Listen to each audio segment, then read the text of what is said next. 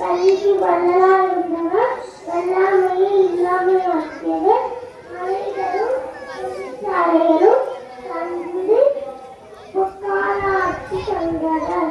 மக்கள் மனதில் நீங்காத பெருங்கலைஞர் காமராஜர் அவர்களை பற்றி பேச வந்துள்ளது. ஒரு மனிதன் எப்படி வாழ வேண்டும், ஒரு தலைவர் எப்படி நாட்டை ஆள வேண்டும் என்பதற்கு இலக்கணமாய் வாழ்ந்தவர்தான் நம் காமராஜர்.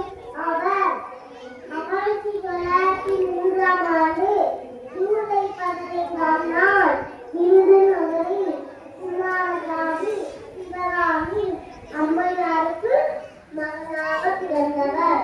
காமராஜர் 9 ஆண்டுகள் தமிழ்நாட்டின் முதலமைச்சராக இருந்த போதும் எந்த ஒரு ஆலோசனையும் இன்றி எளிமையாக வாழ்ந்தவர்.